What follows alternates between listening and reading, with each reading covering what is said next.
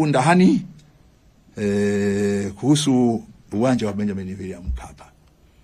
Uwanja wa Benjamin William Mkapa niseme umefanywa matengenezo na karibu na kamilika. Nadhani mwisho wa mwezi huu utakuwa umekamilika. Lakini niwaeleze haukuhusu pitch. Kama mnavyokumbuka mwaka juzi, nadhani ilikuwa wakati wa mashindano ya Simba Sports Club na Al Ahly, CAF walitupa $500,000 kutengeneza ile pitch. Na wakasema ile pitch tunaweza tukaitumia kwa muda wa miaka 2 kabla ya kuitengeneza tena. Kwa hiyo katika matengenezo, katika ukarabati unaoendelea, swala la pitch haikuwa sehemu ya matengenezo. Na tumetengeneza mambo yote, mtaona majukwaa, na hata nyinyi waandishi wa habari wakati wa CHAN safari mtakuwa na mahali pazuri kabisa pa kufanyia kazi zenu. Na wapiga picha mtakuwa na mahali pazuri kabisa pa kuweka kamera zenu. Sehemu ya kuweka vifaa vingi sana. Tumejenga ile nani mpya ile screen ile kubwa kabisa. Lakini pitch haikuwemo, na pitch itafanywa kazi baada ya CHAN. Changamoto iliyotupata siku ile ilitokana na mvua kubwa ambazo zilinyesha kwa takriban saa 2. Na mvua ilipokoma baada ya nusu saa, mechi ikachezwa. Kwa hali hiyo ikaleta changamoto ya uwanja. Na ndio maana wizara yenyewe hata kabla ya mtu mwingine yoyote kusema ilitangaza kuufunga ule uwanja ili tuweze kupitia tena na kufanyia marekebisho ambayo yatatuwezesha, ndio maana tumeufunga, kutuwezesha kuendelea na mashindano haya sasa mpaka CHAN.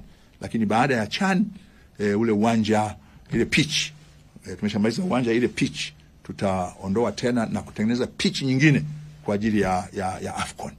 Lakini kikubwa ambacho tumefanya, ile tartan, wengine mnaita zulia, ile tartan ile tumejenga tartan sasa ambayo imefikiwa grade 1 katika viwango vya Olympic. Tumeshafikia grade ya juu kabisa ya tartan katika mashindano ya Olympic. Kwa ni kweli kabisa mvua ilinyesha. Mmoja wakazi wa Dar es Salaam walishukuru mvua, maana yake jua lilikuwa limeshakuwa kali na joto, lakini mvua hiyo sisi ikatuletea zahama. Na sisi tu, na hili huwa sipendi kutumia kuhalalisha. Mvua kubwa zikinyesha mambo haya hutokea.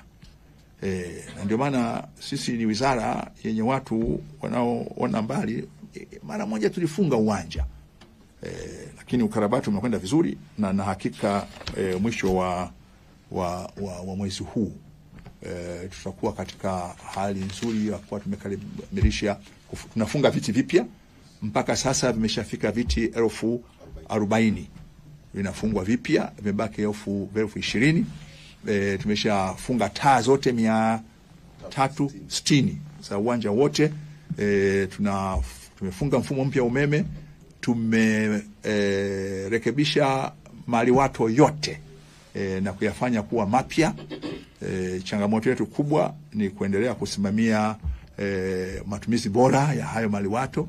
Tumeimarisha ulinzi kwa kamera za CCTV, na ule uwanja toka ulipojengwa ulikuwa haujafanyiwa ukarabati.